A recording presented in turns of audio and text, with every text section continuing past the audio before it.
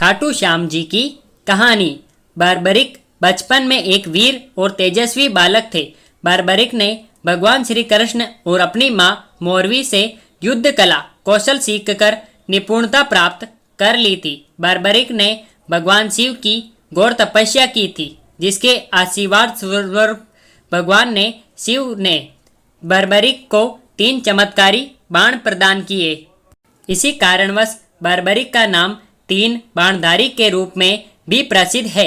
भगवान अग्निदेव ने बर्बरिक को एक दिव्य धनुष दिया था, जिससे वो तीनों लोकों पर विजय प्राप्त करने में समर्थ थे। जब कौरवों पांडवों का युद्ध होने का सूचना बर्बरिक को मिली, तो उन्होंने भी युद्ध में भाग लेने का निर्णय लिया। बर्बरिक ने अपनी मां का आशीर्वाद लिया और युद्ध में हारते हुए पक्ष का साथ देने का वचन देकर निकल पड़े। इसी कारण वचन के कारण हारे का सहारा बाबा श्याम हमारा, ये बात प्रसिद्ध हुई। जब बर्बरिक जा रहे थे तो उन्हें मार्ग में एक ब्राह्मण मिला। यह ब्राह्मण कोई और नहीं, भगवान श्री कृष्ण थे, जो कि बर्बरिक की परीक्षा लेना चाहते थे। ब्राह्मण बने श्री कृष्ण ने बर्बरिक से प्रश्न किया कि वो मात्र 3 बाण लेकर लड़ने को जा रहा है। मात्र 3 बाण से कोई युद्ध कैसे लड़ सकता है? बर्बरिक ने कहा कि उनका एक ही बाण शत्रु सेना को समाप्त करने में सक्षम है और इसके बाद भी वे तीर नष्ट न होकर वापस उनके तरकश में आ जाएंगे। अतः अगर तीनों तीर के उपयोग से तो संपूर्ण जगत का विनाश किया जा सकता है। ब्राह्मण ने बर्बरिक से एक पीपल के वृक्ष की ओर इशारा करके कहा कि वो एक बाण से पेड़ के सारे पत्तों को भेद कर दिखाए। बर्बरिक ने भगवान का ध्यान कर एक बाण छोड़ दिया। उस बाण ने पीपल के सारे पत्तों को छेद दिया और उसके बाद बाण ब्राह्मण बन ने कृष्ण के पैर के चारों तरफ घूमने लगा। असल में कृष्ण ने एक पत्ता अपने पैर के नीचे छिपा दिया था।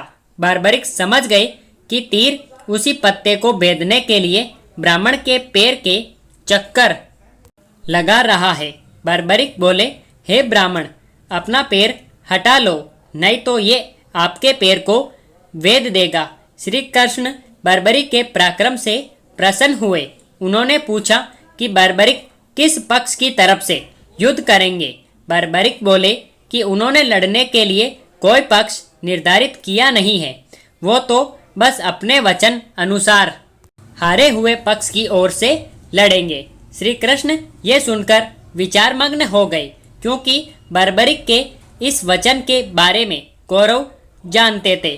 कौरवों ने योजना बनाई थी कि युद्ध के पहले दिन वो कम सेना के साथ युद्ध करेंगे। इससे कौरव युद्ध में हारने लगेंगे, जिसके कारण बर्बरिक कौरवों की तरफ से लड़ने आ जाएंगे।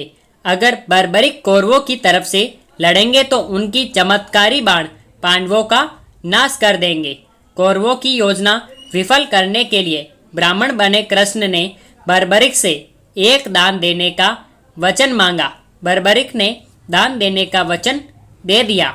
अब ब्राह्मण ने बर्बरिक से कहा कि उसे दान में बर्बरिक का सिर चाहिए। इस अनोखे दान की मांग सुनकर बर्बरिक आश्चर्यचकित हुए और समझ गए कि ये ब्राह्मण कोई सामान्य व्यक्ति नहीं है। बर्बरिक ने प्रार्थना की वो दिए गए वचन अनुसार अपने शीश का दान अवश्य करेंगे, लेकिन पहले ब्राह्मण देव अपने वास्तविक रूप में प्रकट हो।